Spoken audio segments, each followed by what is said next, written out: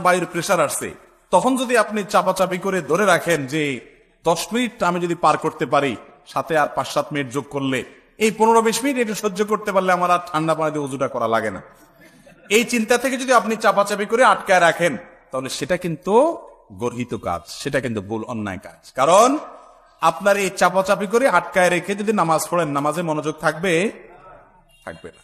কারোর অসুস্থতা আছে, বয়স্ক মানুষ, পানি খুব ধারে কাছে নাই, এই মুহূর্তে নামাজ না পড়লে অসুবিধা হয়ে যাবে, এরকম এক্সক্লুসিভ ভিন্ন কিছু থাকলে, এক্সট্রা কিছু থাকলে ভিন্ন কথা। সচরাচর এই শীতের সময় আমরা অনেকে চাপাচাপি করে উজু ধরে রাখি, অনেকে আবার এটা নিয়ে বাহাদুরি দেখায়, আজ জোহরের সময় উজু করছি আমি, ওইটা দিয়ে কি পার করে দিছি, এশা পার করে দিছি।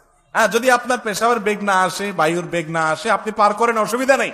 কিন্তু বেগ আছে, তাও আপনি ধরে রেখে বীরত্ব জাহির করতেছেন, আপনি বীর না, আপনি বীরু। ভীরু বুঝছেন, মানে কাপুরুষ। কাপুরুষ কেন? একটু ঠান্ডা পানিতে আপনি ভয় পেয়ে যাচ্ছেন, এত ভয়ের কি আছে? এই পানি লাগলে কি মারা যাবেন?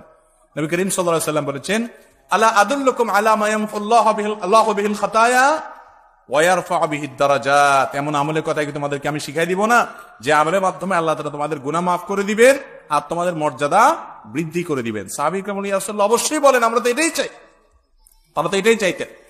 তো নবী করিম সাল্লাল্লাহু আলাইহি ওয়াসাল্লাম 3টি আমলের কথা বললেন, তার ভিতরে একটি হলো ইসবাগুল ওযুই আলাল মাকারে। কষ্ট হয়, ওযু করতে মন চায় না, তারপরে আপনি সাহস করে ওযু করলেন, এই আমলটার মাধ্যমে আল্লাহ গুনাহ মাফ করেন, মর্যাদা বৃদ্ধি করেন। এজন্য নামাজের মধ্যে বায়ুর বেগ বেশি আসলে আপনি অবশ্যই ইবাদতে লিপ্ত আছেন, সেজন্য চাপাচাপি করে ধরে রাখতে পারেন। কিন্তু নামাজের বাইরে আপনার আর 5, 10, 15, 20 মিনিট আছে নামাজের, মাগরিবের পরে এখন পেশাবের বেগ হাই আসছে, তারপর আপনি ধরে রাখছেন যে না, এশা ছাড়া এখানে করা যাবে না, এশাটা শেষ হয়ে গেলে আমি যাই শান্তি মতো ছেড়ে দিব, তাহলে আপনি নামাজটাকে মনোযোগের সাথে আদায় করলেন না, এজন্য সেটা দোষণীয়।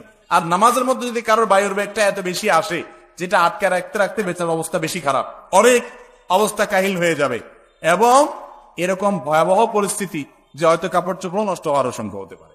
এরকম যদি হয়, তাহলে তার জন্য ওইটা ছেড়ে দেওয়া কি হবে না, গুনাহ হবে না, জায়েজ হবে ইনশাআল্লাহ।